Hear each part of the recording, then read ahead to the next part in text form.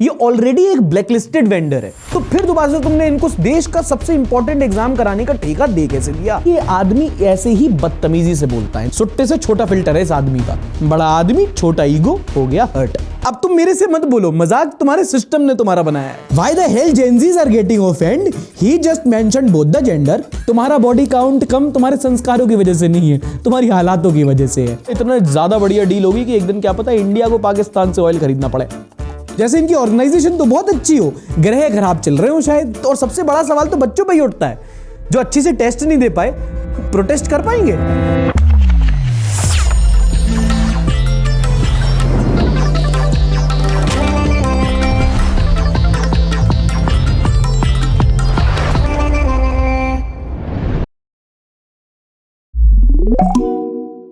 नमस्कार, आदाब, this is सार्थक and welcome back on the Sunday show. वो शो जहां हम करेंगे न्यूज की बात एंटरटेनमेंट के साथ। आपको याद होगा पिछले हफ्ते पूकी बाबा ने एक स्टेटमेंट दिया था जिसके बाद बहुत बवाल हुआ था कि लड़कियां मुंह मारती हैं। बेसिकली कहा था कि जो लड़कियां 4-5 जगह मुंह मारती हैं वो अच्छी पत्नी नहीं बन पाएंगी। लाते हैं 25 साल की, अब 25 साल की लड़की 4 जगह वो मुंह मार चुकी होती है। जिसके बाद he was criticised a lot and rightly so. मुंह मार के आती है? अगर ये मेरे सामने होता ना, मैं इसको समझा देती कि मुंह मारना क्या होता है। I would have made him understand clear and these are bloody anti nationalist lot. You should never be supporting such bastards. Anti national कहां से आ जाता है हर बात पे? Bastards of highest order.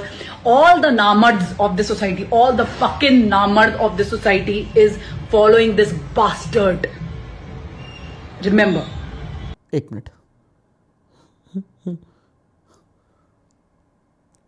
उसने ये क्यों नहीं बोला जो लड़के लिव इन में रहते हैं वो भी मुंह मार के आते हैं? क्यों नहीं बोला उसने? क्या कि लड़की अकेले लिव इन में रहती है?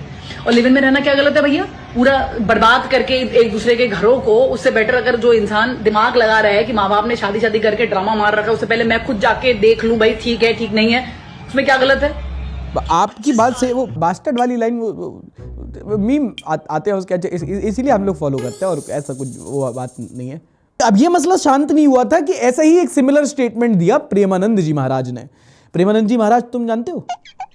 नहीं, विराट कोहली जानता है। Your opinion doesn't count now. इन्होंने ये कहा, आज बच्चे बच्चियां कैसी पोशाकें पहन रहे हैं, कैसे आचरण कर रहे हैं। एक लड़के से ब्रेकअप, दूसरे से व्यवहार, फिर दूसरे से ब्रेकअप, फिर तीसरे से व्यवहार, और व्यवहार व्यभिचार में परिवर्तित हो रहा है। मान लो हमें 4 होटल के भोजन खाने की जबान में आदत पड़ गई है, तो घर की रसोई का भोजन अच्छा नहीं लगेगा। आगे बढ़े उससे पहले तो मैं पब्लिक रिएक्शन दिखा देता हूं। शिवम बोलते हैं, maturity when you realized Premanand Maharaj ji is right. Why the hell Gen Zs are getting offend? He just mentioned both the gender. If you got hurt then it's for you. ये वैसे ही कमेंट, बचपन नहीं बोलते थे बोल पेंसिल तेरी शादी cancel. Correct. And people who didn't support this video वो 4 होटल्स वाले ही हैं।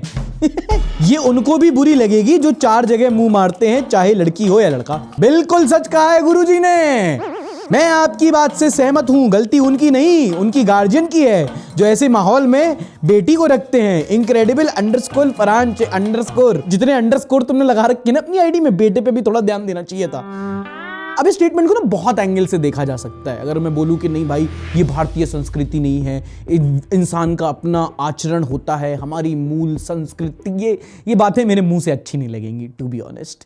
और जहां मैं क्रिटिसिज्म से सहमत हूं वो ये कि ये बातें सिर्फ लड़कियों पे अप्लाई थोड़ी होती हैं, लड़कों पे भी होती हैं। Guys come on guys, let's be honest. तुम्हारा बॉडी काउंट कम तुम्हारे संस्कारों की वजह से नहीं है, तुम्हारी हालातों की वजह से है। But having said that, ऐसा नहीं होता that having multiple sexual partners without any connection whatsoever is okay. नहीं दीदी क्रांतिकारी feminist, it's not body autonomy, consent फलाना ढिमकाना, it is problematic. In fact national library of medicine में इसको लेकर मल्टीपल स्टडी छपी हुई है and these studies tell you how having multiple sexual partners changes your neurobiology. Biology बता रहा हूं, रुक जाओ तुम, जज मत करो। होता क्या है कि जब 2 व्यक्ति एक दूसरे के समीप आते हैं, जब वो अनुराग महसूस होता है, जब वो संप्रीति होती है, तो एक हार्मोन रिलीज होता है जिसको कहते हैं oxytocin, also called the love hormone. लेकिन जब यही फीलिंग अलग अलग व्यक्ति के साथ आती है तो एक ऑक्सीटोसिन रिसेप्टर डिसेंसिटाइजेशन हो जाता है जो आपकी अटैचमेंट पैटर्न को रिवायर कर देता है। बेसिकली जो हमारा ब्रेन होता है वो टेम्पररी कनेक्शंस की आदत बना लेता है और जो लॉन्ग टर्म पेयर बॉन्डिंग होती है वो वीक हो जाती है।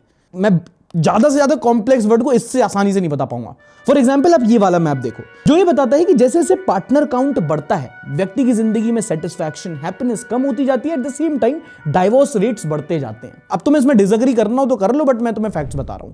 अच्छा, दो और इंपॉर्टेंट न्यूज इस हफ्ते, दोनों है पॉलिटिक्स और स्पेसिफिकली पॉलिटिशियंस को लेके। प्रज्ञा सिंह ठाकुर AKA साध्वी प्रज्ञा को मालेगांव ब्लास्ट केस में क्लीन चिट मिल गई है। पर आपको नहीं पता, ये बहुत पुराना एक केस है जहां पर ये मुख्य आरोपी बताई जाती है, स्कूटर वाला जो बहुत मारा जाता है इनके ऊपर। और ये जब भोपाल से ये MP बनी थी तो ये केस काफी उठा था। अब बहुत लंबे इन्वेस्टिगेशन के बाद कोर्ट ने इनको क्लीन चिट दे दी है। अच्छा, दूसरा आपको इंपॉर्टेंट केस याद हो तो एक और सांसद थे JDS के प्रज्वल रेवन्ना, इनके कुछ 3-4 हजार सर्वर माफिक पेन ड्राइव से वीडियोस निकली थी, जिसका काफी ज्यादा मामला उठा था 2024 इलेक्शन के पहले। कोर्ट ने इस पर पूरी कार्रवाई की है और इनको हाल ही में आजीवन कारावास की सजा सुनाई है दोषी पाने के बाद। और ये एक बहुत बड़ी बात है, क्योंकि ऐसा बहुत रेयरली होता है कि जब भी कोई नेता किसी केस में इन्वॉल्व होता है, खासकर मंत्री लेवल का नेता, उस पर एक कार्रवाई हो और उसको दोषी करार दिया जाए। अगली बड़ी न्यूज है क्रिकेट से। हाल ही में होने वाला है एशिया कप, जिसका शेड्यूल सामने आया और जो देखकर लोग बहुत चौंक गए कि भारत और पाकिस्तान एशिया कप में आमने सामने खड़े होंगे। दोनों देश एक दूसरे से क्रिकेट खेलेंगे। 14 सितंबर को इनका मैच भी शेड्यूल हो गया है। और ये न्यूज बहुत लोगों को हजम नहीं हुई कि भाई अभी तो इतना हमारी एंटी चल रही थी ना, परसों ही पहलगाम हुआ था, कल दिलजीत की गुद्दी पकड़ी थी, कराची बेकरी तक तोड़ दी थी कि साले काम छोड़ो, नाम भी नहीं सही है उनका। यहां पर बहुत लोगों को ये बात शायद अच्छी ना लगे दोस्तों, बट थोड़ी अपनी आंखें खोल लो। एक ऐसा पॉइंट आता है जहां पर नेशनलिज्म खत्म हो जाती है और पॉलिटिक्स शुरू हो जाती है। बस आप वो पॉइंट देख पाते हो कि नहीं? क्योंकि अब इस न्यूज के सामने आने के बाद दो बातें कि या तो ये जो होगा ये एंटी नेशनल है, या जो अभी तक हो रहा था वो पॉलिटिक्स थी। पता है ऐसा क्यों हो रहा है? क्योंकि तुम कितना भी कह लो, इंटरनेशनल क्रिकेट में इंडिया पाकिस्तान सबसे बड़ा फिक्सचर होता है, सबसे ज्यादा लोग इस पे देखते हैं, सबसे ज्यादा ट्रैफिक आता है, सबसे ज्यादा पैसा इसमें कमाया जाता है। पहलगाम चला गया, अब किसी को क्या फर्क पड़ता है? और अब अगर तुम बोलोगे कि नहीं नहीं भाई ये इंटरनेशनल फिक्सचर होते हैं, BCCI कितना भी बड़ा है, ICC इवेंट्स में ऐसे डिक्टेट नहीं कर सकता, तो यहां पर तुम एक बात समझो, यहां पर ऐसा नहीं है कि एशिया कप में इंडिया पाकिस्तान है, सामने आ गए तो खेलेंगे, इंटरनेशनल फिक्सचर है। दोनों को सेम ग्रुप में रखा गया है कि अगर कोई एक भी टीम प्लेऑफ तक ना भी पहुंची तो भी इनका मैच होगा ही होगा। तो अपने हाइपर नेशनलिज्म से बढ़ के ना ये सब भी देखा करो। कौन बताए तुम्हें प्रोपेगेंडा पगलू? अगली news, as you are expecting, let's talk about America's president. नहीं, मोदी जी के चड्डी यार, जिगरी दोस्त, My friend Mr. Donald Trump। इस हफ्ते अमेरिकन प्रेसिडेंट डोनाल्ड ट्रंप ने भारत को लेकर ऐसे डिसीजन लिए, ऐसी टिप्पणी की है जिसको अगर आप डिसरिगार्डिंग बोलोगे तो आपको डिसरिस्पेक्टफुल भी बोलना पड़ेगा, बेईमानी बोलोगे तो बदतमीजी के साथ। पहले भारतीय प्रोडक्ट पर 25% का टैरिफ लगाया, टैक्स लगाया, बाद में भारत को एक डेड इकोनॉमी बोल दिया, और फिर पाकिस्तान से एक ऑयल डील साइन करने की बात कही, और फिर बोल दिया कि हाँ इतना ज्यादा बढ़िया डील होगी कि एक दिन क्या पता इंडिया को पाकिस्तान से ऑयल खरीदना पड़े। Now don't go on his tonality, ये आदमी ऐसे ही बदतमीजी से बोलता है, that's part of his appeal। जो मुंह में आता है बोल देता है, सुट्टे से छोटा फिल्टर है इस आदमी का।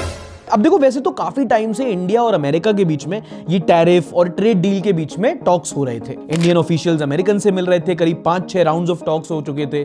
इंडिया ने बोल दिया था कि नहीं आपके प्रोडक्ट को हम लेके आएंगे, टैरिफ्स कम करेंगे। कई सारे ऐसे सेक्टर हैं जहां पर इंडिया बहुत ज्यादा कंजर्वेटिव रहता था, बोल दिया था। आपको याद हो हम बात कर रहे थे कि अमेरिकन डेयरी कंपनीज भी यहाँ पे आना चाहती थी, तो ये सारी बातें चल रही थी। अब उसमें भी एक चीज अमेरिका को इंडिया से ये बहुत प्रॉब्लम है कि इंडिया रशिया से बहुत ट्रेड करता है, जो अमेरिका का हमेशा से एक पेन पॉइंट रहा है। लेकिन हाल ही का ट्रिगर तब हुआ जब पार्लियामेंट में ऑपरेशन सिंदूर की बात करते हुए प्रधानमंत्री मोदी ने कहा कि भाई ये सीज फायर तो हमने ही किया था, कोई अमेरिका का मीडिएशन नहीं था उसमें। और ये भाई साहब उस पर नोबेल प्राइज मांग चुके थे।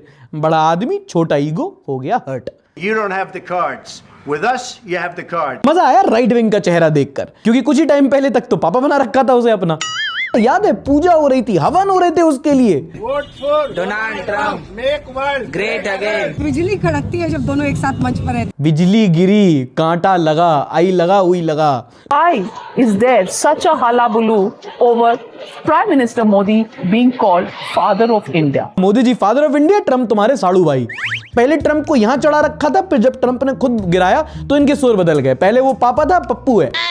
The people of America will really lose out because of this craziness of Donald Trump. Now honestly what Trump said or did not surprise anyone.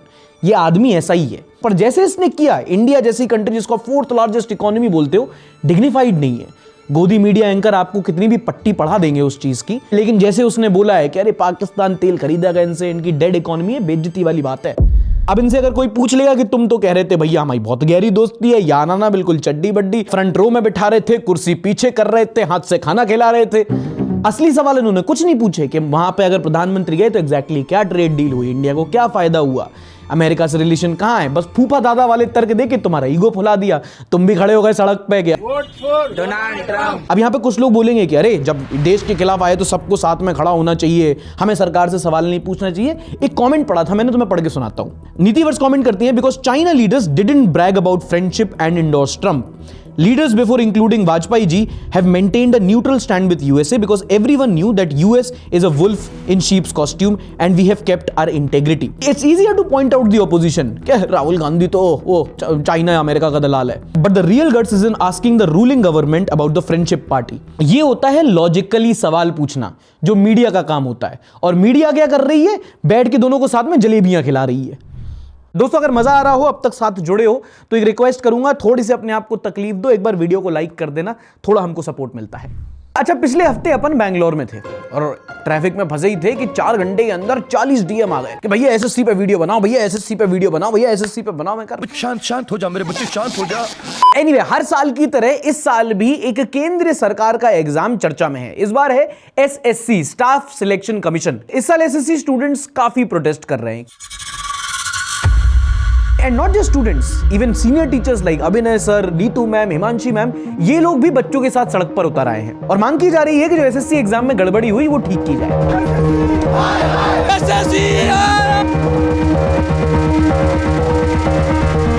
In fact इन्हीं सारी मांगों को लेकर स्टूडेंट्स और teachers department of personal and training DOPT के office भी गए और सरकार ने इनके साथ की बात नहीं, लाठी चार्ज. और स्टूडेंट यार कितने बदतमीज है, कह रहे यार सरकार ने लाठी चार्ज कर दिया. अरे शुक्र मनाओ, कम से कम वाटर कैनन नहीं चलाए. खोपड़ी तोड़ साले. बट जोक्स अपार्ट, ना सिर्फ स्टूडेंट्स, इस बार कई सारे टीचर्स के साथ भी मारपीट हुई. कल सारे टीचर्स गए अपनी अपनी बात रखने डीओपीटी मिनिस्टर के सामने. अब वहां पे उनको मिलने तो दिया नहीं गया, अपनी बात तो रखने नहीं दिया गया.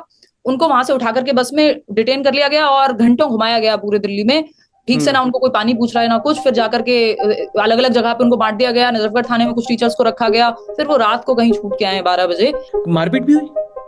हाँ, कुछ टीचर्स के साथ दिक्कत हुई और उनको धक्का मुक्की और किसी का नाखून उतर गया, बहुत सारी चीजें, किसी का हाथ तोड़ दिया गया. तो ये सब चीजें हुई हैं जो कि बहुत दुखद हैं. अब अपन एसएससी क्लियर तो नहीं कर पाए, पर एसएससी वालों के डाउट्स जरूर क्लियर कर सकते हैं. अब क्या प्रॉब्लम है, क्या मिसमैनेजमेंट है, उनकी डिमांड्स क्या है, that will discuss in the spotlight this week.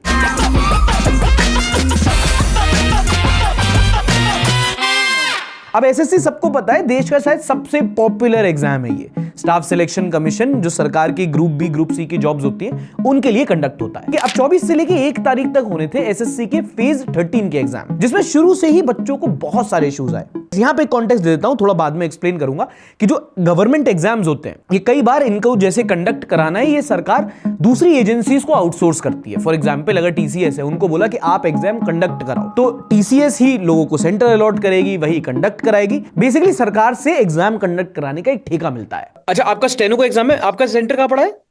Meerut पड़ा है सर. मेरठ पड़ा है और आप वो बरेली से? जी. पहले सर ये एग्जाम टीसीएस कराता था, अब इक्विटी को सौंप दिया ये एसएससी ने. इक्विटी सही से करा नहीं पा रही एक्चुअली एग्जाम ढंग से. अब इस बार जो इश्यूज आए उनकी लिस्ट बहुत लंबी है कि भाई एडमिट कार्ड है बच्चों को जो 4 दिन पहले मिल जाने चाहिए थे वो कभी 2 दिन पहले मिले. और फिर जब एडमिट कार्ड मिल गया तो जो सेंटर 100-200 किलोमीटर मैक्सिमम दूर पड़ते हैं वो सीधे भाई दूसरे स्टेट में पड़ रहे हैं. कहीं तो बिल्कुल भैया समुद्र पार अंडमान निकोबार में जयपुर के बच्चे को मिला. और कई सारी ऐसी जगह जहां पर लास्ट मिनट एग्जाम कैंसिलेशन हुए. 1 साल से तैयारी कर रहे थे, 1 दिन ट्रैवल करके आए और 1 मिनट में एग्जाम कैंसिल. ऐसा नहीं है एक सरकारी एग्जाम में समस्या है, सारे सरकारी एग्जाम्स में समस्या है. या तो एग्जाम्स आते नहीं है, आते हैं तो नोटिफिकेशन नहीं आता, नोटिफिकेशन आता है तो पेपर नहीं होता, पेपर होता है तो धांधलेबाजी होती है, धांधलेबाजी नहीं हुई है तो रिजल्ट नहीं आता, रिजल्ट आ जाता है तो चीजें लटकी रहती है ज्वाइनिंग. तो कोई भी ऐसा डिपार्टमेंट नहीं है जहां शांति से एग्जाम हो जा रहा हो. मुझे लगता है सिर्फ यूपीएससी को अगर छोड़ दें तो मुझे नहीं लगता कहीं भी तरीके से जो कैलेंडर दिया जाता है वो बहुत अच्छे से फॉलो होता होगा. दिव्यांश, आपको क्या दिक्कत आई? और एक्चुअली हमारा एग्जाम हुआ था मार्च में Tier 2 सीपीओ का, उसका कोई रिजल्ट अभी तक नहीं दिया है इन्होंने. और वैसे तो इस वैकेंसी को आए हुए 17-18 महीने हो चुके हैं, बट हम जाते हैं, ट्विटर कैंपेन्स करते हैं, कोई पॉजिटिव रिजल्ट ही नहीं निकलता। एंड श्रेष्ठ आपका क्या है, आपने कब अटेम्प्ट दिया? जी सर, मैंने 2024 में अटेम्प्ट दिया था, बट मेरा टियर 1 क्लियर हो गया था। स्टेनो में स्किल होता है, शॉर्ट हैंड करके होता है, एंड वो मेरा सेंटर आगरा पड़ा था। देन वहाँ पे जो स्पीकर्स वगैरह होते हैं वहाँ पे मतलब डिक्टेशन बोला जाता है, देन मुझे उसको स्टेनो में लिखना होता है। अच्छा। देन वहाँ पे स्पीकर्स बहुत खराब थे, एंड वहाँ पे जितने भी बच्चे थे वहाँ पे उनका किसी का भी नहीं हुआ वहाँ पे। और जो एग्जाम सेंटर जो यूजुअली कोई कॉलेज होता है, कोई सरकारी स्कूल होता है, कोई कम्युनिटी सेंटर होता है, बच्चे बता रहे हैं भाई किसी गांव देहात में कहीं जाके एक सेंटर है, नीचे गाय बंधी हुई है, बगल में शामियाना है, वहां शादी चल रही है, डीजे बाजे बज रहे हैं, हम कहां से एग्जाम दे दें? मतलब गाय बंधी है, शादी हो रही है, बच्चे पूछ रहे हैं भैया सेंटर है कि ससुराल? ऐसा लग रहा है कि ये जो कंपनी है, जो वेंडर है एडिक्विटी, इसको जल्दीबाजी में इन्हें टेंडर मिला और जल्दीबाजी में इन्होंने सेंटर्स बना दिए, वो एट पार भी नहीं है। जो स्टैंडर्ड्स मैच किए जाने चाहिए एक सेंटर पे, जो चीजें होनी चाहिए वो है ही नहीं। कई जगह पे बच्चों के साथ मारपीट हुई है कि नहीं, अगर आपको टाइम पे पेपर शुरू नहीं हुआ, सिस्टम ऑफ हो गया, फिर 15 मिनट रीस्टार्ट में ही चले गए, तो फिर भी उनसे वो अंडरटेकिंग ली गई है कि नहीं सब कुछ ठीक हुआ है, ये साइन करके जाओ। 7 बजे पेपर खत्म होना था, 10-10 बजे जो है बच्चों को वहां से रिलीव किया गया है। और फिर और भी सारी टेक्निकल प्रॉब्लम्स, कहीं जब सेंटर पहुंच गए तो बायोमेट्रिक में इशू आ गया, कहीं वो कंप्यूटर पे एग्जाम दे रहे हैं तो उनका माउस काम नहीं कर रहा, सर्वर क्रैश कर गया, पेन पेपर से हैं तो भैया पेन की क्वालिटी इतनी खराब है कि उसकी इंक लीक कर जा रही। सर्कल का क्वेश्चन आया हुआ था, उस सर्कल के क्वेश्चन नहीं पूछ रहे हैं। ये पेन चक के लाया हूँ, इसकी एक बार देख लो। Exactly. पेन है भी नहीं है। ये टुटपुटिया, ये चल भी नहीं रहा ढंग से। सर्कल का एक क्वेश्चन आया था, उसने पूछा था कि ये फिगर है, इसमें ये एंगल इतने डिग्री का है, दूसरा एंगल फाइंड करिए। आप कब फाइंड करेंगे जो वो फिगर दिया हुआ, उसमें वो फिगर ही नहीं है, फिगर ही नहीं है, फिगर ही गायब है। फाइनेंशियल कंडीशन राइट ना भाई, लड़की ने बहन तक बना लिया उसको केटी की हमें पेन दे दो बस, ब्रो दोनों को तैयार हूं। बट सर्कल में कौन सा एंगल होता है? I don't know. और फिर जब अपने सेंटर में बच्चों ने कंप्लेंट की तो कुछ सेंटर में सिक्योरिटी और बाउंसर पहले से खड़े थे, जॉब के पहले ही काउंसलिंग हो गई।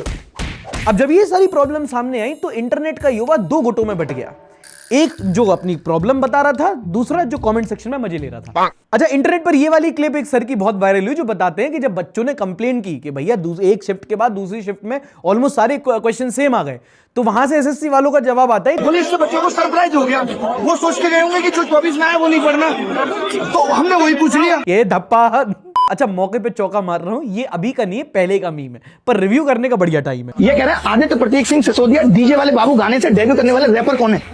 हमारे हैप्पी पढ़ने चाहिए गाल पे। अगला सवाल आएगा, डीजे वाले बाबू गाना चला दो, तो डीजे वाले बाबू ने कौन सा गाना चलाया था? ए शीला की जवानी, बी मुन्नी बदना। तुम पूछते हो कि इश्क वाला लव की रिकॉर्डिंग के बाद किस गायिका का नाम था? सैयारा मूवी में लोग क्यों बेहोश हुए? कल को तुम पूछोगे नूरा फतेही कैसा नाचती है, और हम यही सब बताने बैठे हैं। लेकिन सर ये वाला तो थ्योरी का क्वेश्चन नहीं, तो प्रैक्टिकल का है। नूरा फतेही कैसे नाचती है? जी मैम, आए गर्मी टेंशन।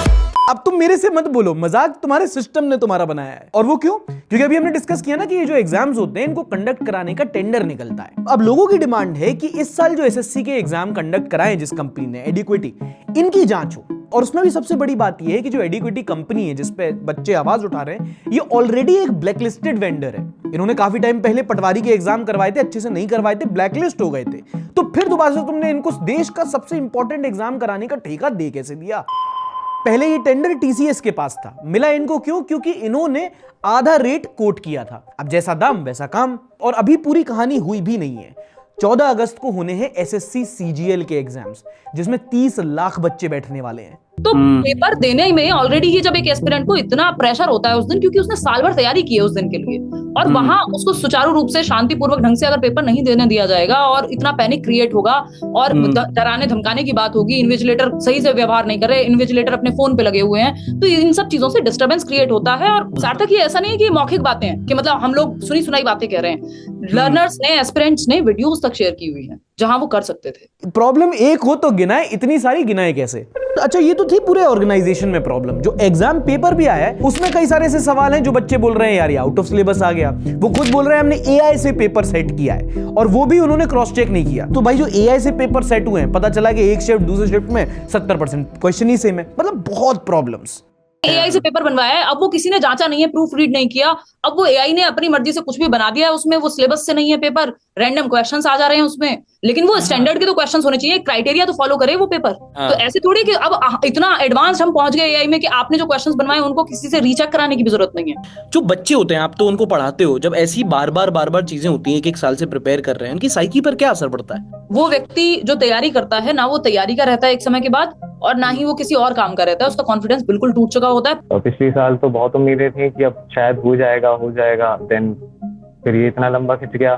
तो यही है, और फैमिली प्रेशर की वजह से थोड़ा ट्यूशंस वगैरह पढ़ाता हूँ कि अपने खर्चे खुद तो निकालना हूँ, घर वालों के सामने तो नहीं मांग सकते हम चीजें। वो भी अभी मेंटल स्टेबल बोल नहीं है, क्योंकि जो अभी एग्जाम है लगा हुआ है एंड प्रोटेस्ट चल रहा है।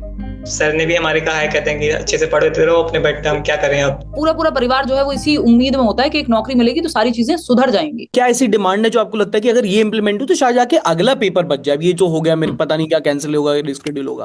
तो इसमें सिंपल है कि वेंडर चाहे सरकार खुद से एक व्यवस्था बनाए, टीसीएस को दे, किसी से भी कराए, लेकिन वो सही तरीके से पेपर होना चाहिए।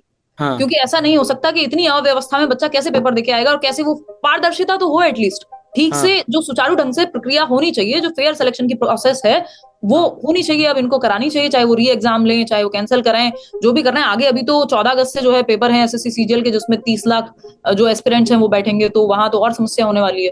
तो ये सब चीजें, इवन सारी ही वैकेंसीज का जो प्रॉपर एक कैलेंडर जारी हो, वो फॉलो भी हो, सिर्फ ऐसा नहीं है हमने नोटिफिकेशन दिखाने के लिए दे दिया, तो नोटिफिकेशन जारी हुआ है, टाइमली एग्जाम हो, सही से एग्जाम हो। ऐसा थोड़ी, जब इतने बड़े देश में चुनाव ठीक से हो सकते हैं तो एग्जाम्स भी तो ठीक से हो ही सकते हैं अगर इंटेंट हो। तो भाई सवाल तो उठते हैं और हम पूछेंगे कि अगर कंप्यूटर काम नहीं कर रहे हैं तो राजीव गांधी ने अच्छे वाले क्यों नहीं लगाए थे? अगर क्वेश्चन सही नहीं है तो नेहरू ने गलती क्यों की? अगर सेंटर एग्जाम अच्छी तरीके से नहीं करा पा रहा तो क्या स्टेट को रिस्पॉन्सिबिलिटी नहीं लेनी चाहिए? और सबसे बड़ा सवाल तो बच्चों पे ही उठता है, जो अच्छी से टेस्ट नहीं दे पाए प्रोटेस्ट कर पाएंगे? पेटीएम पर 75 रुपए प्राप्त हुए। चलो ये तो थी कंट्रोवर्सी कलेश, और अब इस हफ्ते की कुछ इंपॉर्टेंट न्यूज, कुछ समाचार इन द नेक्स्ट सेगमेंट।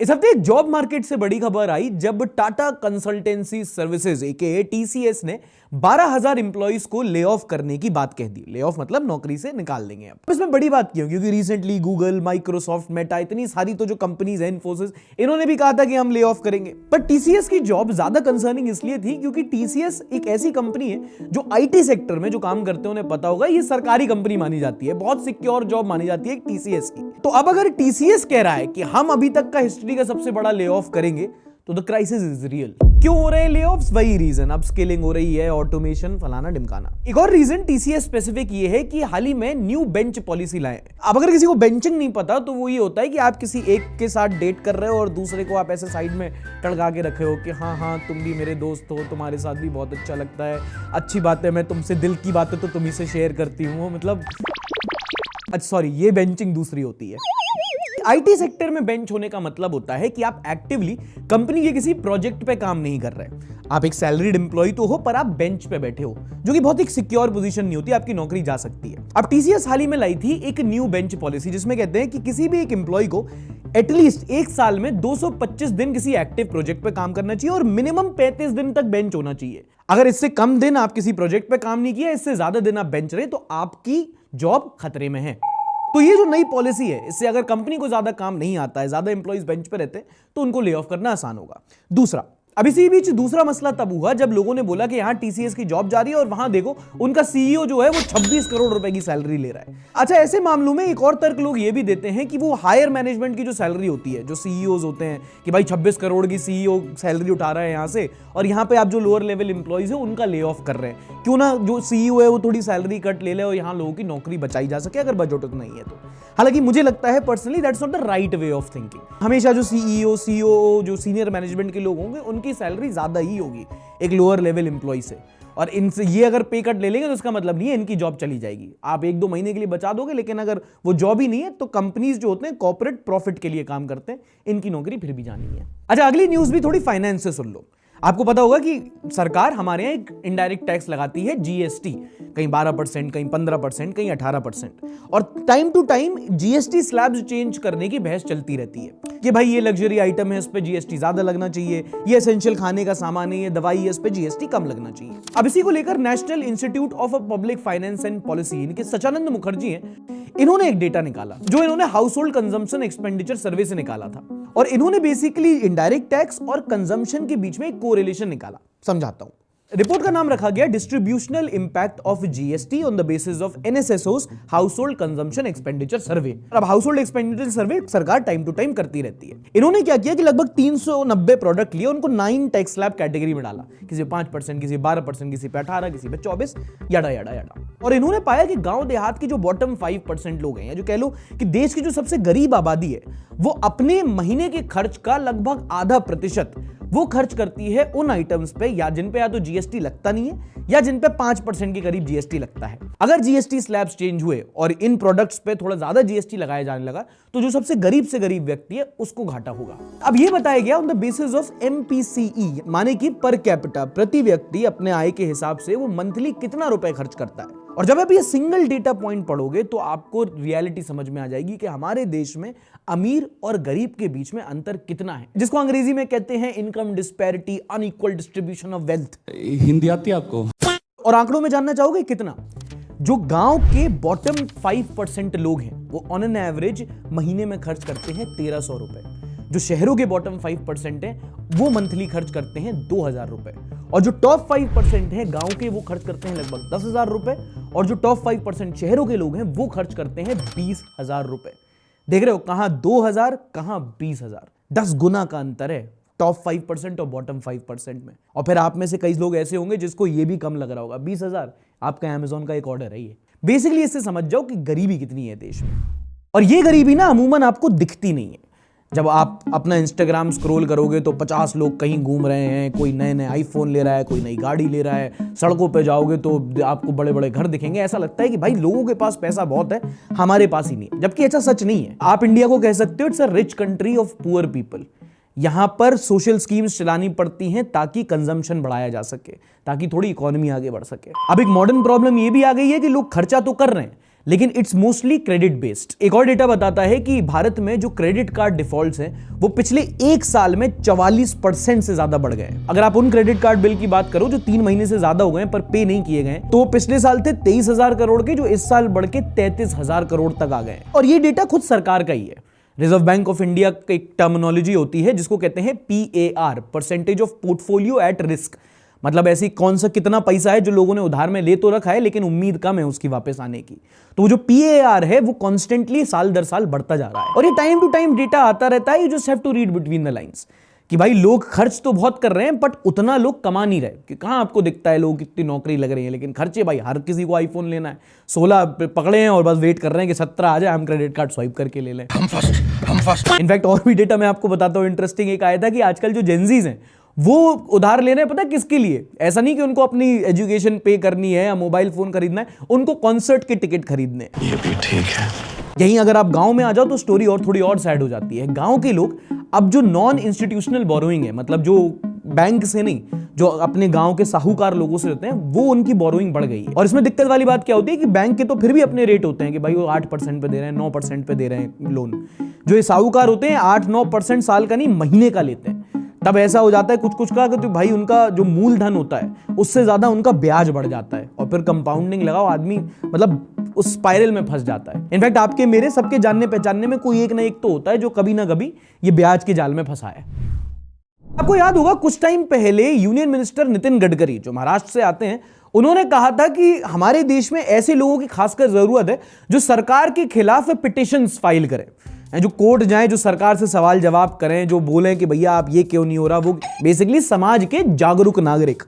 गडकरी साहब ने कहा था कि ऐसे लोगों की जरूरत है, क्योंकि ऐसे लोग रहेंगे तभी तो नेता अपना काम करेंगे, बाबू लोग अच्छा काम करेंगे, वरना सरकारी लोग कहां काम करते हैं उतना।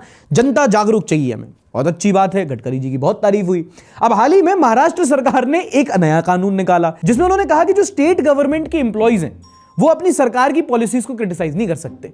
अगर सरकारी कर्मचारी हो तो ट्वीट मत कर देना कि सड़कें खराब हैं, टैक्स कहां जा रहा। और हाँ, ना सिर्फ अपने ऑफिशियल हैंडल से, पर्सनल हैंडल से भी नहीं कर सकते। और तो और स्टेट गवर्नमेंट की नहीं, सेंट्रल गवर्नमेंट की स्कीम्स भी आप क्रिटिसाइज नहीं कर सकते। और अगर आप कर देते हैं तो Maharashtra civil service conduct rules के तहत आप पे एक्शन लिया जाएगा, सस्पेंड किया जाएगा, बेंच पे बिठा दिया जाएगा, जेल में डाल दिया जाएगा, बुलडोजर चला दिया जाएगा। वो तो मतलब ऐसे जिसकी जैसी श्रद्धा। भाई आपका नॉलेज तो कमाल का। अब मुझे ना यही बहुत आयरॉनिक लगता है, क्योंकि देखो जो करना हो ना दोस्तों, डंकी की चोट पे करने वाला अच्छा लगता है कि अगर नहीं बोल सकते हम तो बोल दो कि हम नहीं बोल सकते, वी आर ओके, कि ठीक है भाई नहीं है हमारे पास क्रिटिसाइज करने की आजादी। पर ये मत करो ना कि नहीं हमें क्रिटिसाइज करने वाले तो चाहिए पर क्रिटिसिज्म नहीं चाहिए, क्रांतिकारी चाहिए, लेकिन क्रांति करोगे तो दूध चेत देंगे।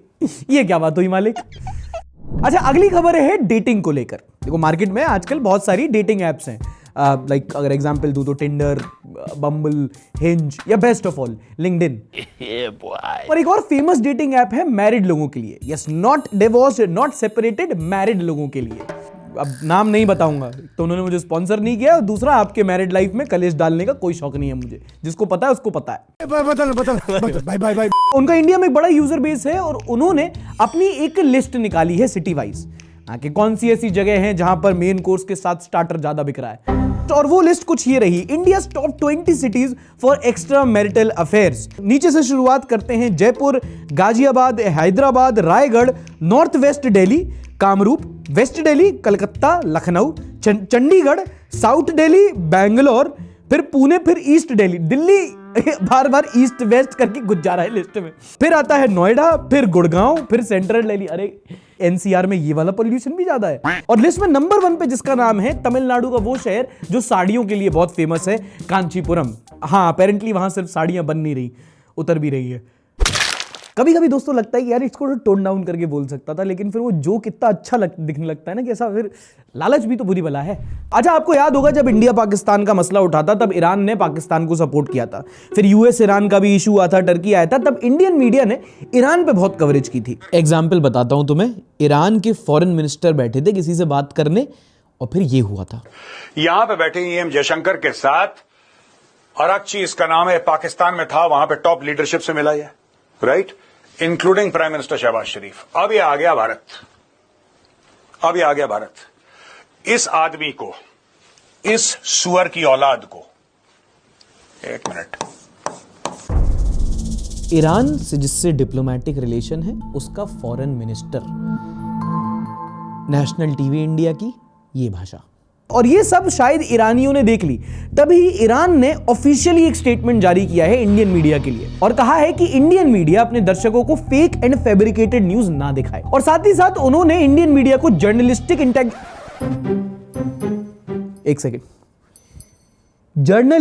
इंटेग्रिटी बनाने की बात बोली है।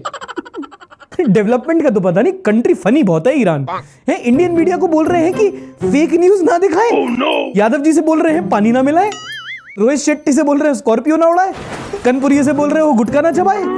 आयतुल्ला साहब बोलने में बहुत अच्छा लगता है, आपने बोल दिया कि जर्नलिस्टिक इंटेग्रिटी मेंटेन करें, फेक न्यूज ना फैलाएं। आपने हमारे न्यूज चैनल कभी देखे हैं? ऐसा लगता है कार्टून नेटवर्क पे बिग बॉस चला दिया हो। देखिए, आपका देश, आपकी प्रेस रिलीज, आप अपने हिसाब से बोल दो जो बोलना है। मैं तो बस यही बोल पाऊंगा कि ये बातें कहने सुनने के लिए बहुत अच्छी हैं पर प्रैक्टिकल नहीं है। चलिए अब देखते हैं इंटरनेट के बाजार में सबसे ज्यादा बिकने वाला माल, सबसे ज्यादा शेयर की गई videos in the next segment.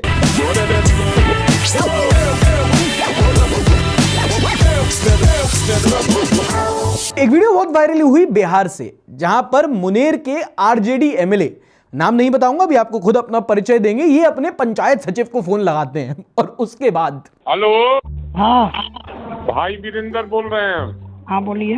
बोलिए, कौन बोल रहा है? अरे इनसे बात करना है आपको। अरे पंचायत सचिव से मैं बात करना चाह रहा हूँ। हाँ पंचायत सचिव बोल रहा हूँ, बोलिए। अरे तो भाई वीरेंद्र को तुम नहीं पहचानता है? तो अपना परिचय दीजिएगा तब ना। मनेर का विधायक को नहीं जानता तुम? हाँ विधायक जी बोलिए। अरे विधायक जी बोलिए, फिर जूता से मारेंगे खींच के, समझा? जूता से मारेंगे खिंच के, समझा?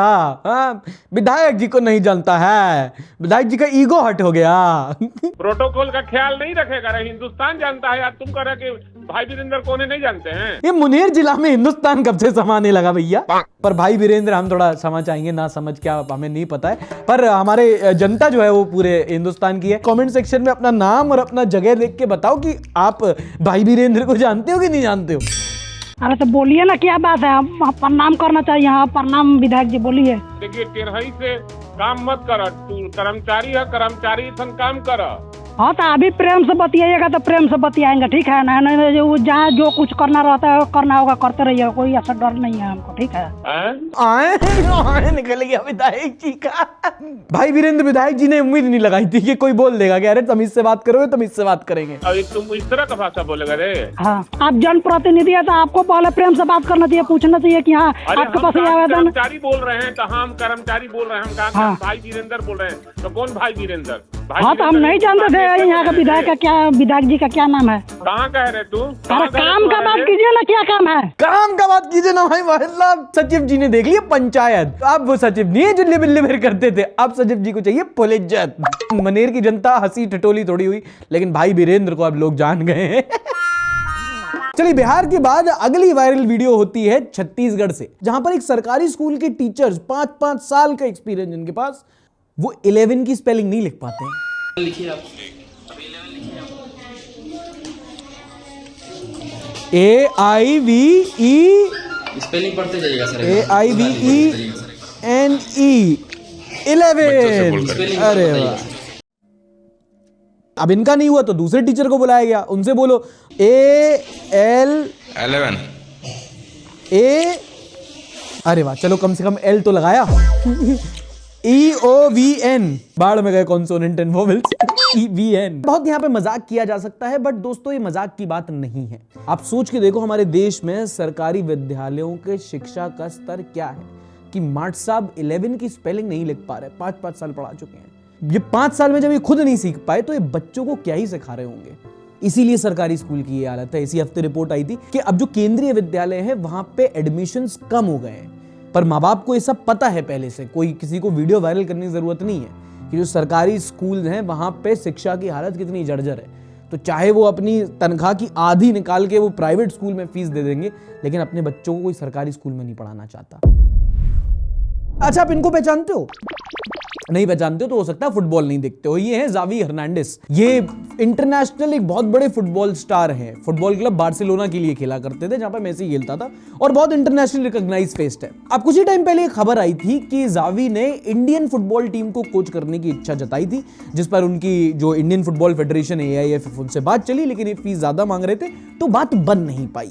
And to be completely honest, मैंने भी ये मान लिया था। बाद में पता चला कि टोटल न्यूज फेक थी, जावी से कोई बात ही नहीं हुई थी। ये तो कोई 19 साल का लड़का है जो हमारी फुटबॉल फेडरेशन का मेल से मजे ले गया। क्या ये क्या बक रहे हो? हाँ, एक फेक मेल आया इन लोग को, ये लोग माने भी गए, अखबारों में खबर छाप दी, और उस लड़की को भी आइडिया नहीं होगा, ये फंस जाएंगे, उसने भी कोई दिमाग नहीं लगाया। तो मेल देखो, साफ समझ में आ रहा है ChatGPT किया है उसने। और बेसिक चीज भाई कोई भी समझ जाएगा ये फेक मेल है यार। मतलब तुम लोग कैसे नहीं समझ पाए? अगर उसको करना ही होता तो वो Gmail से रेज्यूमे थोड़ी भेजता तुम्हें अपना। और भाई बहुत क्लासिक है ये लोग, ऐसा पहली बार नहीं है फ्रॉड का शिकार हुए हैं। इससे पहले भी न्यूज आई थी कि ये लोग 10-10, 15-15 लाख दे रहे थे ज्योतिषी को टीम सिलेक्शन के लिए। हाँ, एस्ट्रोलॉजर को पे कर रहे थे। जैसे इनकी ऑर्गेनाइजेशन तो बहुत अच्छी हो, ग्रह खराब चल रहे हो शायद। विथ ड्यू रिस्पेक्ट, इतना नाम आपने तो कमाया भी नहीं है जितना आप डुबाने में लगे हो। अच्छा, याद है आपको मैंने कहा था कि अगर कोई काम करवाना हो अपने शहर में, अपने नगर निगम से, कोई सरकारी काम हो, तो उसका सबसे अच्छा तरीका होता है कि क्रिएटिवली अपनी आवाज उठाओ। कोई एस्ट्रोनॉट बन के खड्डों पे चलने लगता है, कोई यमराज बन के स्किट करता है, याद है? ऐसी एक और वीडियो वायरल हुई इस हफ्ते कर्नाटका के बेंगलुरु से, जहां पर ऐसी खस्ता हालत होगी, रोड के आसपास फुटपाथ टूटे बैठे होंगे और बड़ा डिफिकल्ट होगा वहां पे चलना। तो वहां के रेसिडेंट्स ने एक इंटरेस्टिंग आइडिया अपनाया, स्क्विड गेम का आउटफिट पहना और वहां पे एक वीडियो बनाई जैसे स्क्विड गेम का वो कोई टास्क कर रहे हो। The video went viral and it worked. अगले ही दिन वहां की अथॉरिटी ने उस जगह की मरम्मत कर दी। तो आप क्या सीखे? अगर सरकारी काम कराना है तो आपको 2 C चाहिए, या तो करप्शन या तो क्रिएटिविटी। एक और वीडियो वायरल होती है गुड़गांव से, या कहें तो गुरुग्राम से, जहां पर कुछ लोग सोसाइटी में चल रहे थे और किसी का एक पेट डॉग दूसरे को काट लेता है। और ऐसा भी नहीं है कि वहां पे उस कुत्ते को डराया जा रहा था या अटैक किया गया था या छेड़ा गया था, बस बगल वाला चल रहा था और किसी का कुत्ता उसको काट लेता है। नाउ यहां पर अगर आप बोलो कि कुत्ते की गलती है तो मैं आपसे थोड़ा डिसएग्री कर जाऊंगा, क्योंकि जो कुत्ता है वो है एक साइबेरियन हस्की। अब जो इस बात को जानते हैं वो समझ गए होंगे मैं क्या कहने वाला हूं। दोस्तों बहुत अच्छी बात है कि अगर आपको एक पेट डॉग रखना है, बहुत खूबसूरत है, बिल्ली रखो, कुत्ता रखो, गाय पालो, गलतफहमी पालो, वो आपकी मर्जी है जो आपको पालना हो। पर ये जरूर देखो जो भी आप पेट लेके आ रहे हो वो क्या आपकी जगह पे रह भी पाएगा, क्योंकि जो हस्की यहां पे लाया गया है ये साइबेरियन हस्की है। साइबेरिया जहां पे इसको आदत है भाई 1-1, 2-2 डिग्री में रहने की, वहां ये कुत्ता खुश रहता है, हैप्पी रहता है। आजकल इंडिया में एक्सोटिक ब्रीड्स और शो ऑफ के नाम पे बहुत लोग ऐसे डॉग ब्रीड्स को पालने लगे जो अपने इन क्लाइमेट कंडीशंस के लिए नहीं बने। और जब ऐसे उनको 45 डिग्री पे हस्की रखोगे तो उनके दिमाग पे असर पड़ता है और वो पैनिक करते हैं और फिर ऐसी घटनाएं होती हैं। तो if you want to and if you can then adopt, not shop. तो अगर आप देसी कोई इंडी पाल सकते हो तो पालो। पोमेरियन हो गया, लैब्राडोर हो गया, जर्मन शेपर्ड बहुत अच्छा है, पर इंडियन क्लाइमेटिक कंडीशंस के हिसाब से husky might not be the best choice. And now your favourite news which don't make any sense in the next segment, nonsense news.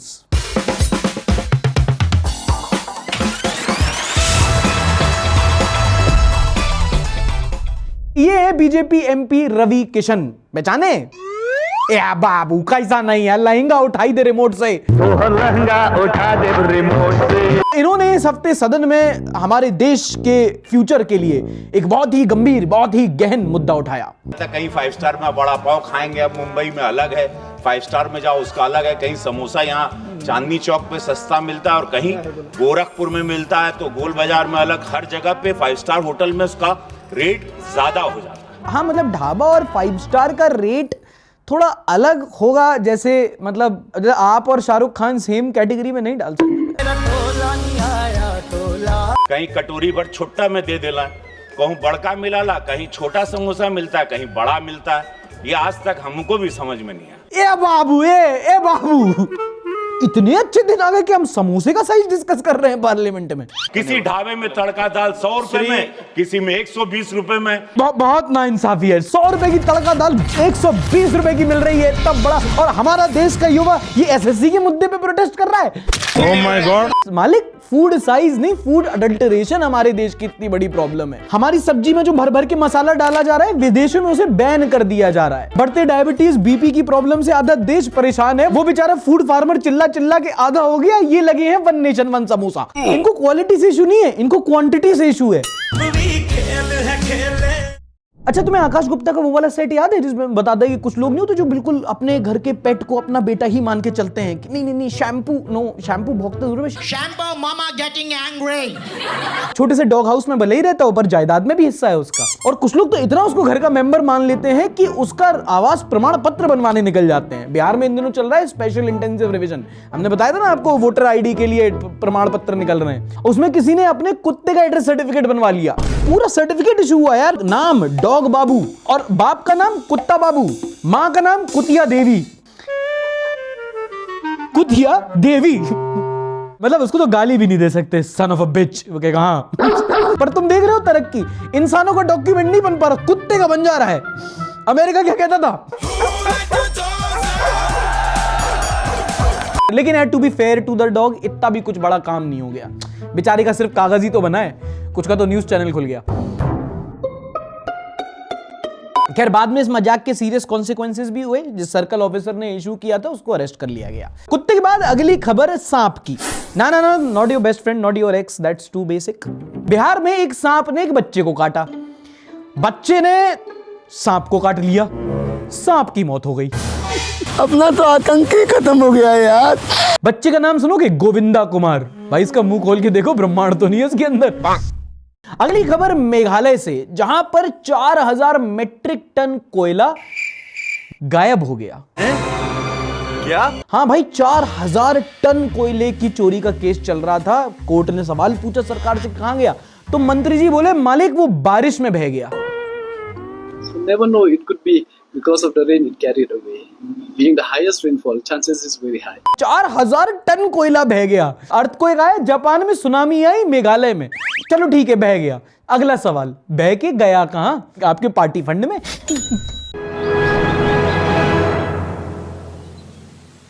अच्छा, इस हफ्ते मैंने एक इंस्टाग्राम पे वीडियो देखी जिसमें एक कपल होता है, मुसलमान लड़की थी, हिंदू लड़का था शायद, और वो दोनों बढ़िया आराम से अपने बच्चे के साथ घूम रहे थे, जहां वो अपनी कहानी बताते हैं। दोनों कॉलेज क्यूटीज थे, कई साल तक रिलेशनशिप में रहे, बाद में इन्होंने शादी कर ली। और ना लड़की ने अपना धर्म बदला, ना लड़के ने अपना धर्म बदला, दोनों सौहार्द से रह रहे हैं और अपना रिश्ता मुकम्मल कर रहे हैं। मैं अपने अल्लाह को भी मानती हूँ, मैं रोजे भी रखती हूँ, पर हाँ, उन्होंने तो मिलाया मुझे इससे, तो मैं उनको भी नहीं छोड़ सकती, इसको भी नहीं छोड़ सकती। और ये वीडियो जितनी होलसम थी, कमेंट उतने ही घटिया। एक को लड़के के हिंदू होने से प्रॉब्लम है। If he is a true Sanatani, he will raise his children as Sanatani. क्या तेरे को आया के लिए अप्लाई करना है वहां पे? एक और मुसलमान भाई आ गए। Quran is clear on this, we can not marry someone who commits shirk. Sadia ji हैं, कहती हैं जहन्नम में जाएगी। हिंदू आदमी इसलिए नफरत कर रहा है कि मुसलमान से शादी कर ली, मुसलमान इसलिए नफरत कर रहा है कि हिंदू के साथ शिर्क कर लिया। इस वीडियो में जितना प्यार है ना, कमेंट सेक्शन में उतनी ही नफरत है। ये बाहर पूरे सेक्युलर हम एक बनेंगे, ये कमेंट सेक्शन में अपनी औकात दिखा देते हैं। जितना इन दोनों के बीच में प्यार है, 1% इन कमेंटर की जिंदगी में नहीं है। और ऐसे लोग सोसाइटी में हमेशा से थे, पर रिसेंटली ना नफरत इतनी बढ़ गई है कि वोकल बहुत हो गए हैं कि बस दूसरों पे, उनके धर्म के लिए, उनके चॉइसेस के लिए उनको हेट करना। तुम्हें क्या लेना देना, तुमसे कौन पूछ रहा है? हमारे संविधान में, हमारे देश में आदमी अपने हिसाब से, अपनी मर्जी से एक अडल्ट के साथ दूसरा अडल्ट शादी कर सकता है। तुम कौन होते हो बोलने वाले? तुम अपना धर्म निभाओ, तुमसे कुछ नहीं कह रहा। दूसरे का धर्म का सर्टिफिकेट तुम दे क्यों रहे हो? खुद एक नंबर के अधर्मी होते हैं, दूसरे को धर्म का सर्टिफिकेट देते घूमते हैं ये लोग। तो कहने का मतलब, आपके जीवन में प्यार है, चाहे सोसाइटी कुछ भी बोले, उसके साथ खड़े रहो, उसके साथ लड़ो। अगर आप अपने जीवन में खुश हो तो इनकी जलन है जो नफरत बन के सामने निकलती है। और इस बात में अगर तुम मुझे सपोर्ट करते हो तो एक बार लाइक जरूर कर देना। किया गया। अच्छा ये भगवान क्या जुल्म है? में क्या जोड़ा कि नो, हमारे हिंदू धर्म के अंदर सिंदूर का, आप रुकिए साहब, ऐसे क्या कर रहे हो? आप खुद तो आधा घंटा भाषण दे दिया, तो मुझे कह रहे हो जाओ, आप कमाल कर रहे हो। तो नहीं बोलना और क्या? पहले भी लोकसभा क्या हो गया? बोलने दो अभी है कुछ। एक तो मेरी बात सुनो, 10:30 11 बजे बुलवा रहे हो आप, ठीक है, खबर तो अखबार में छपनी नहीं है तो तय है, सिर्फ सोशल मीडिया से काम निकलेगा। ताली तो बजा दो जोर से। आए हाय दोस्तों, सिर्फ पार्लियामेंट में जाने के लिए चुनाव लड़ने को रेडी हो? एक बार पहुंचा दो प्लीज, एक बार बस। मैं वहां जाके इन लोग की स्पीच रिकॉर्ड करना चाहता हूं, मैं वहीं जाके मजे लेना चाहता हूं दोस्तों। हो गया मेरा, जितने मीम मैं यहाँ पे रिव्यू करता हूं, मैं सामने बनते हुए देख लूंगा। इंडियन पॉलिटिशियन खट कौन है? Press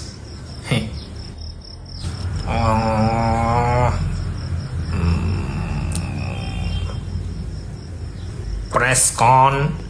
press conference. अरे सर भागिए मत, जो भागिए मत, बुलडोजर आ जाएगा बाहर। क्या कह रहे, बाहर बुलडोजर आ गया? देख क्या ना भाई, मैंने नहीं बोला था, बस हवा निकल गई। भक्त explaining how 25% tariffs plus penalty is a historic diplomatic master stroke. देखिए, फायदे होते हैं अपने अपने टैरिफ के। यूरोप का टैरिफ 12% है, और अगर आप वहीं देखेंगे तो आपको चाइना का भी टैरिफ 15% मिलेगा। लेकिन भारत एक ऐसा देश है जहां पे 25% टैरिफ लगाया गया है। कितनी बड़ी बात है। Well, it's not a master stroke, it's a stroke. I literally read somewhere on Instagram that downgrade of Indian passport is a good thing. हाँ, ये तो बहुत अच्छा करते हैं लोग कि कुछ भी हो उसका नैरेटिव ऐसे स्पिन कर दो कि वो हमारे ही फायदे में है। कल अगर तुम ऐसे, तुम्हारी एक्सीडेंट हो जाएगा ना, तुम अस्पताल में भी चले जाओगे तो उसमें भी आ जाएंगे कि देखिए, अगर थोड़ी बहुत टांग टूटी है तो आपके हाथों और बाकी शरीर को तो रेस्ट मिल रहा है ना। मेरे को बिल्कुल पता नहीं था, मैं तो समझा था कि फॉरेन कंट्री के बंदे हैं, इनको चाय पिलाना चाहिए, तो मैंने चाय पिलाया। मेरे को बिल्कुल अनुभव नहीं था कि मेरे को अगले दिन जब मैं नागपुर वापस आया, अगले दिन पता चला कि डॉली तूने किसको चाय पिलाया। फॉरेन कंट्री के घर चाय पिलाया, अब खून पी रहा है वो भाई। गॉड अल्लाह और भगवान ने बनाया एक इंसान। राहुल गांधी, तुम तो ये देखो, टीका लगा है, टोपी लगी है, क्राइस्ट भी पहना है, और भाई थोड़ा सा नीचे क्या पता कृपान भी लगा दिया हो। भैया इनका नाम क्या होगा? हाँ, इनका होगा श्री राहुलुद्दीन कौर मसीहा।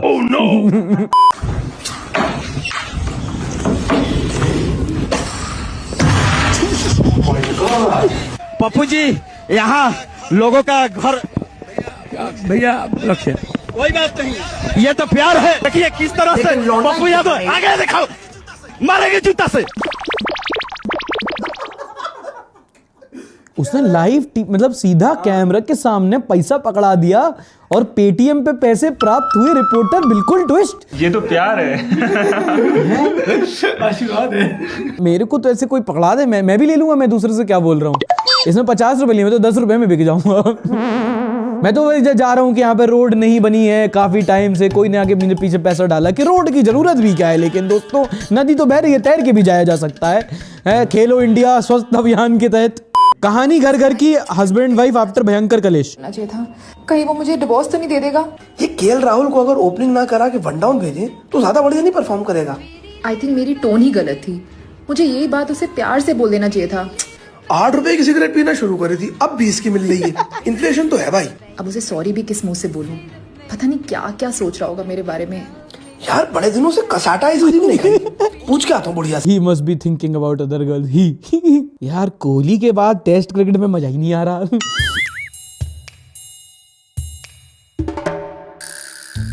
तो ये था दोस्तों इस हफ्ते का संडे शो एपिसोड। पसंद आया तो लाइक जरूर करके जाना, इतना ही आपसे मांगते हैं। अगर आप लाइक करते हैं एल्गोरिथम में हमको थोड़ी मदद मिलती है, वीडियो को थोड़ा और पुश मिलता है।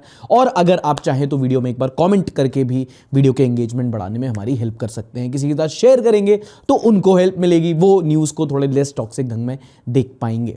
उम्मीद करता हूँ पिछला आधा घंटा आपका बेहतरीन गया तो thank you so much for watching. I see you in the next episode. Till then tata bye bye, शब बखैर, and don't forget to like, subscribe and share.